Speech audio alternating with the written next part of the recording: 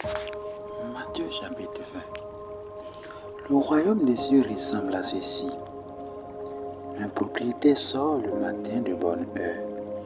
Il veut embaucher des ouvriers pour sa vigne. Il décide avec les ouvriers de leur donner une pièce d'argent pour la journée et il les envoie à la vigne. À 9 heures du matin, il sort de nouveau.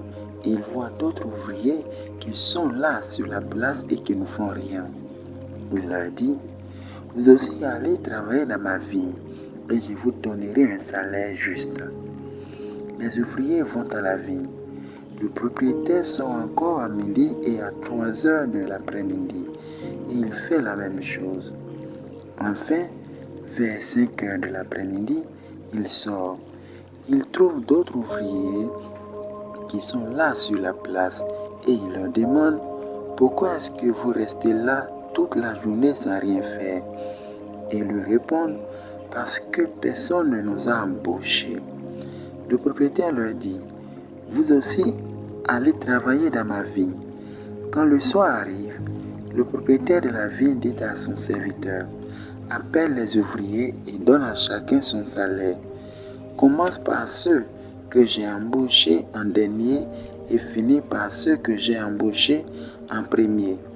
Ceux qui ont travaillé à partir de 5 heures de l'après-midi arrivent et ils reçoivent chacun une pièce d'argent. Ceux qui ont travaillé les premiers arrivent à leur tour et ils pensent nous allons recevoir davantage. Mais eux aussi reçoivent chacun une pièce d'argent.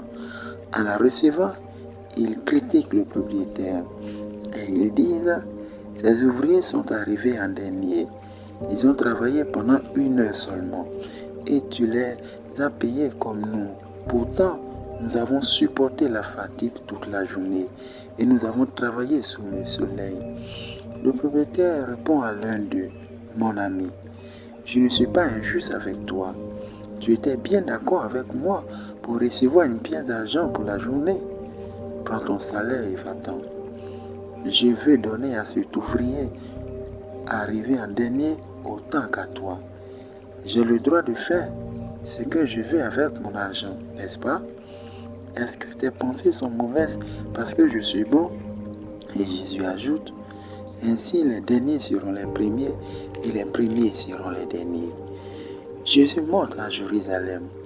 Il prend les 12 apôtres à part et il leur dit, tout en marchant, écoutez, nous montons à Jérusalem. Le Fils de l'homme va être livré aux chefs des prêtres et aux maîtres de la loi.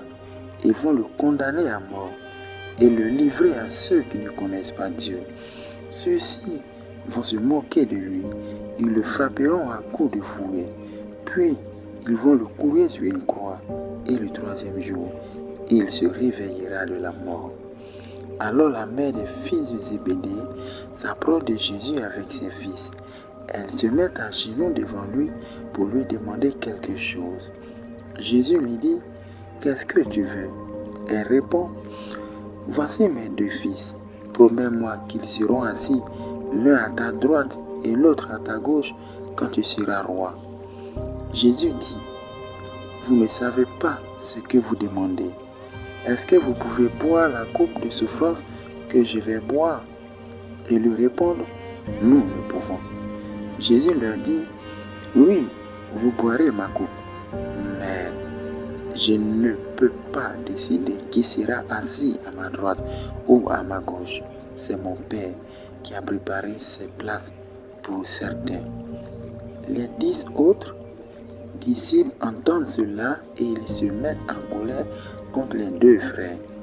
Alors, Jésus les appelle auprès de lui et il leur dit, vous le savez, les chefs des peuples les commandent comme des maîtres et les gens importants font peser leur pouvoir sur les autres.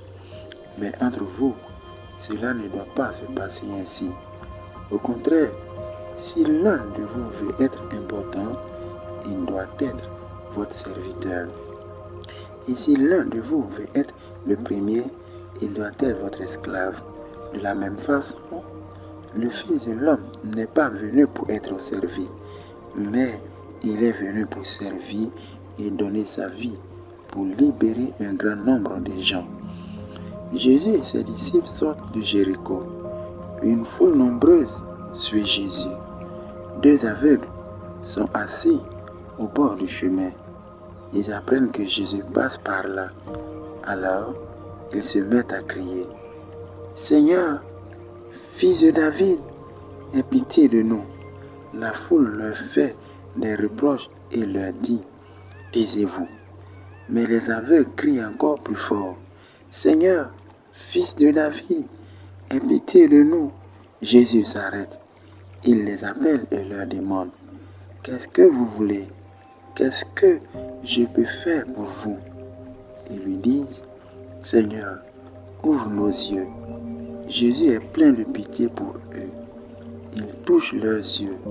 Aussitôt, les aveugles voient clair et ils suivent Jésus.